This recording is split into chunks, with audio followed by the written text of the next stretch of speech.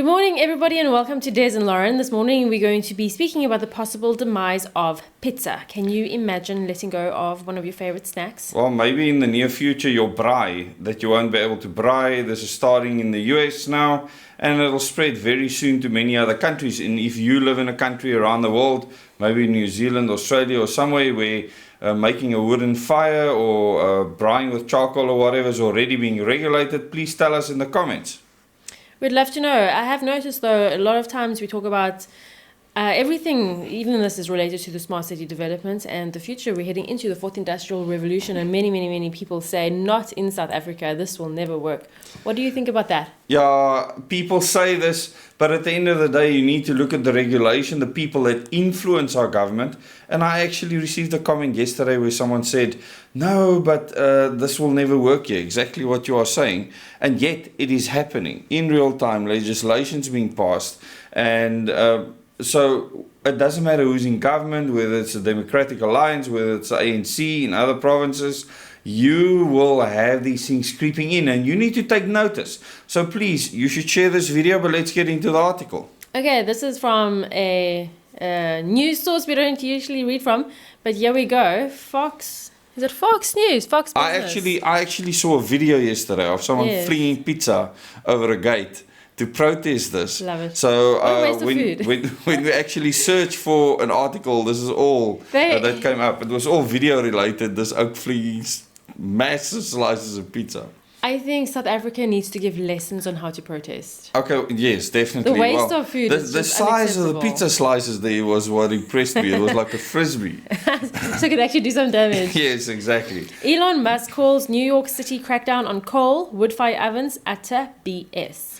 So, in true Elon Musk fashion, he has on Twitter, which he owns, had his say. So he calls it utter nonsense. And in this article, we have some interesting statements because we don't want to keep you up much longer with the political rhetoric. But they want the pizzerias to literally cut down by 75% their emissions. So they would have to install filters, get an engineer to come and check regularly whether they are still below the allowed emission levels within the city. And let's see what Elon Musk had to say about this. Okay, so he says, this is utter BS. It won't make a difference to climate change. Musk tweeted in response to another tweet on the matter. The rule drafted by the city's Department of Environmental Protection would require pizzerias with coal and wooden fire ovens installed prior to 2016 to cut carbon emissions by 75%. Restaurant owners would be forced to install a filter to the specified ovens and then hire an engineer to regularly inspect the carbon emissions. All New Yorkers deserve to breathe healthy air. And I absolutely agree that people need to breathe healthy air. I think all of us do. And wood and coal-fired stoves are among the largest contributors of harmful pollutants in neighborhoods with poor air quality, DEP spokesman Ted Timbers said. This common sense rule developed with restaurants and environmental justice groups requires a professional review of whether installing emission controls is feasible. These justice groups, I wonder if they did anything about the cars that they drove to all the places that they're complaining about. Actually, the construction industry itself alone is one of the largest contributors to carbon emissions, yet construction happens all the time. And even on the WEF website themselves, they've addressed the fact that the construction taking place is not at all in line with the goals of being environmentally friendly in any way. But I suppose that's where they make the money, BlackRock and all the others. So once again, we see small businesses, just people like you and me, suffering while the corporations get bigger and bigger and bigger. So in New York City, which is rich in a tradition of creating great pizzas, and I must say the one flung over the gate certainly looked really awesome.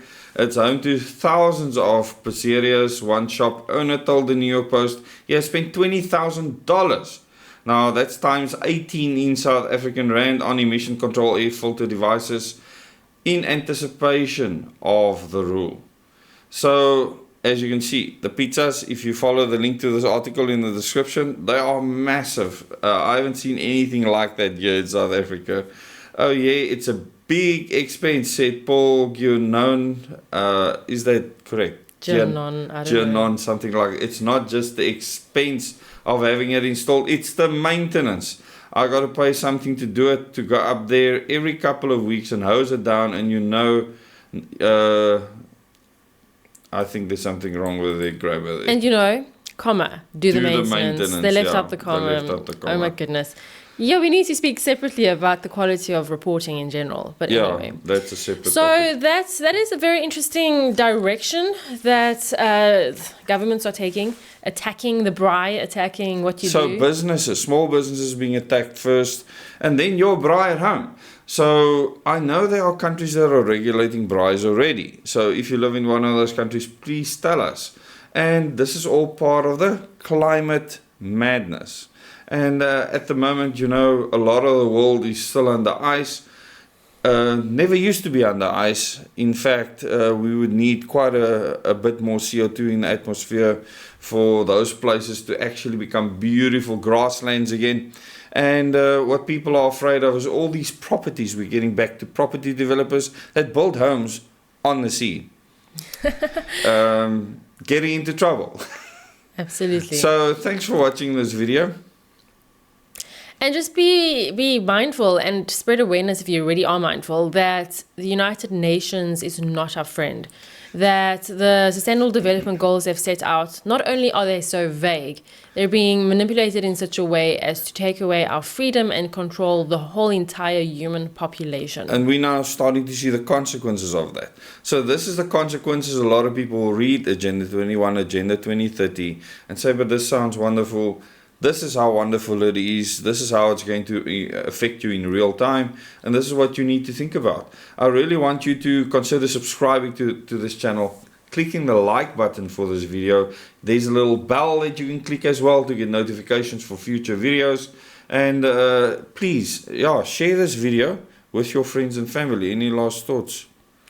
I just think making a fire is one of the most human things a person can do. And it's something that can be replaced. I mean, a tree grows again.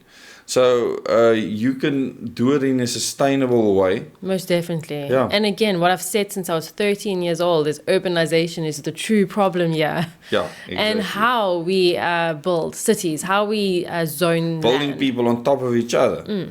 That's the actual problem. And I it's agree. all dictated to by the financial system. And in our Thursday membership meetings, as well as in our interactives, which is happening tonight, we talk about that. We talk about the origins of the financial system that the whole world is subject to, and how it's anti-humanity. Yes, you can join us as a member, and you can be with us tonight at 8 o'clock in our interactive meeting tomorrow night. If you join as a member, we will be doing our members live chat that starts at 7 o'clock.